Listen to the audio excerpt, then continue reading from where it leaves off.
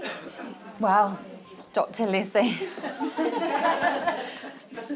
How can I follow that? I'll do my best. Anyway, thank you ever so much, everybody, for coming today. I am the nutrition lady, and everybody gets excited when the nutrition lady stands up because, I want to know, should I be vegan? Come and talk to me about it afterwards if you're thinking about it, and I'll give you my opinion. But so I just click this green button if I want the slide to move, yeah? Shall I have you go? No? No. Have you got slides? Yeah, I sent 2 slides in. Don't worry. It's all right, I can wing it. I'm all about the curveball. But it might mean that I move around now, so I know you're paying attention to me. Can everybody hear me okay? Yeah. Okay. I am Karen of Meraki Nutrition. I have a business partner called Amy. There's 2 of us. And we met each other when we were training to be nutritionists. Our personal story brought us to that place where we decided that we needed to get answers. We had our own personal health story and we wanted answers. And we couldn't find them on the internet, and Facebook were telling us to do things that we thought were a bit suspicious, and the lady at Slimming World wasn't quite really gelling with me, and I was getting a bit of the comparisonitis, and we just wanted answers. So as well as working full-time, we went to train to be nutritionists, which was really hard. It took us 3 years to get that qualification. Halfway through year 1, myself and Amy had already connected because of our Birmingham accents. We're 2 straight-talking Birmingham girls that just want to sift through the bullshit and find out what's going on with food. And it was halfway through year 1 that Amy said, do you want to set something up then? I'm like, yeah, sure, why not? And within a day, we came up with this amazing word called Meraki. Well, we didn't come up with it. Somebody that was Greek came up with it. And we're not even Greek. We're both half Irish. But we love the word because it's Meraki. It's, when you read the word, it's tempting to say meerkat or Meraki. We really like the sort of posh slant of Meraki. So what does Meraki mean? Well, it means to put something of yourself into your work and to do something with love, soul and creativity. And that really encompasses the mission that we are on. Because we are on a mission to empower people to take the control back of their health, okay? We are empowering people to take the control back of their health. And if there's ever a time that that's needed, it's right now. We've had 2 years to sit back and reflect. How is our health? How susceptible are we? How vulnerable are we when a pandemic comes along? Are we eating the wrong things? Is our immune system okay? Does stress have an impact on our health, and have we been ignoring it? Can I have a show of hands? How many people have put off going to the doctors for a symptom because you've still got your limbs connected and you can still walk and talk? Yeah, you're like, yeah, that symptom's bothering me a bit, but I'm not dying. I can't be as bad as that other. But there's other people that need to see the doctor, not me, and they're busy. Or, they haven't got time. They've only got 7 minutes to see me. I'm never going to get across what I need to tell them what's going on with me if I book a doctor's appointment. But I've got to get to work, so I'll just get on with it. And those symptoms become normal, and we start passing them off as our normal. Not normal for other people, but they become our normal, so we start to ignore them. So these symptoms, they're like emails that are landing in your inbox at work. They land there and that they're delivering a message to you. I haven't got time to deal with that right now. I've got a more important email to look at, a more important meeting to rush off to. Then the emails start arriving more frequently. Oh, these are getting on my nerves now. My inbox keeps filling up with these messages, but I just haven't got time to look at them. And then the text messages come in and the WhatsApp comes in, and the next thing you know, there's somebody knocking on your door because you're not getting the message that your body's trying to deliver to you. You're ignoring it. And it's too late at that point because these symptoms are stacked up, and before you know it, you've got an illness or a medication or a diagnosis or something, a condition that you don't learn to have to live with. So we're all about the prevention and the education, myself and Amy. We are functional medicine practitioners, which means that we are not your average nutritionist that's done a 4-week course on the internet with an unregulated title. We are functional medicine practitioners.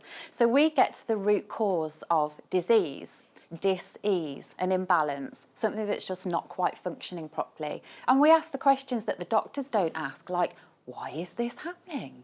When did it start? What was going on in your life when that symptom first appeared? We ask those questions.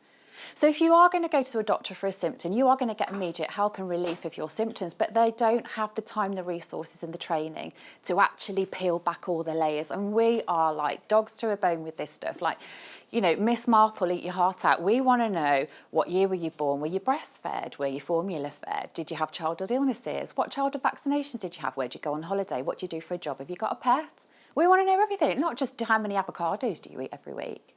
But do you know what's really cool about me and Amy as well? Is that we will never, ever force you to eat something you don't like kale. We're never going to make you buy fancy gadgets like juices. And we understand that people like a glass of wine and a G&T on a weekend. We do the same thing. But this is all about balance, okay? And having the education, we weren't taught this stuff in school. When I was at school, we made a bolognese. That's about as far as my culinary skills went.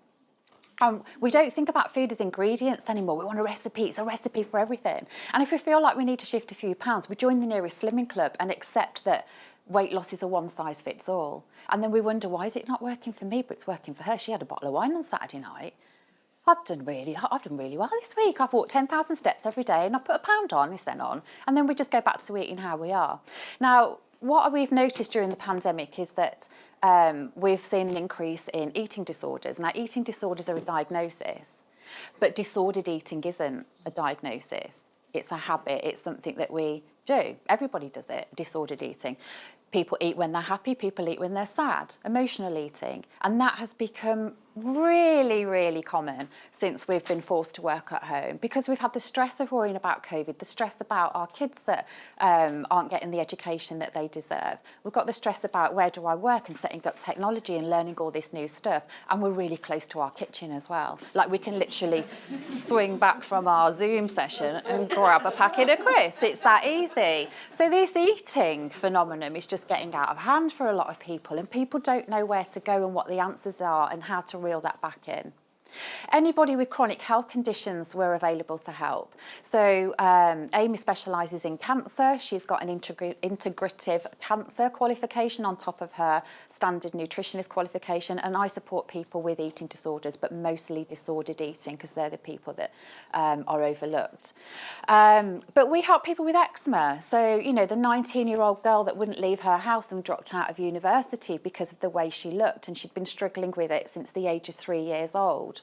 Imagine the mental health attached to that. And within 6 months of working with me, she's got perfectly clear skin and is now absolutely smashing it as an interior designer. I'm so proud of her. Then we've got the lady that tried for 7 years to conceive and was about to go down the path of IVF and was incredibly upset that she felt she was letting her partner down, worked with me for 12 months, and now she's carrying twins. She's due at the end of this year.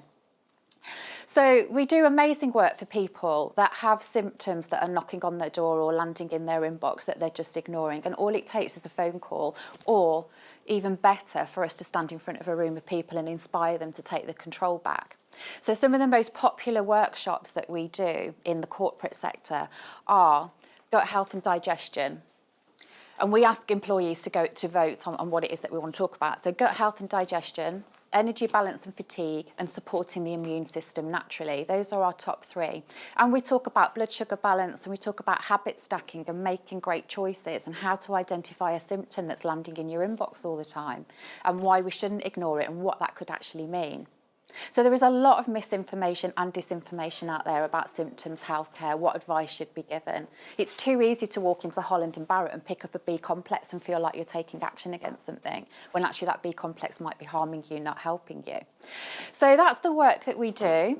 And I hope that I've inspired you and hopefully drew a line through the misconception of what a nutritionist should look like. I don't know about you, but I just thought nutritionists were like Gillian McKeith or Rusty Lee when I was growing up, you know. But nowadays it seems to be you've got to have this sort of shoulder pose with a starched collar, and I'm a nutritionist. But, you know, we're good fun to work with. And we're very approachable, and we just have it in our hearts that we want to help people, because nutrition shouldn't be complicated. It should be something that everybody has an awareness of. So thank you very much for listening.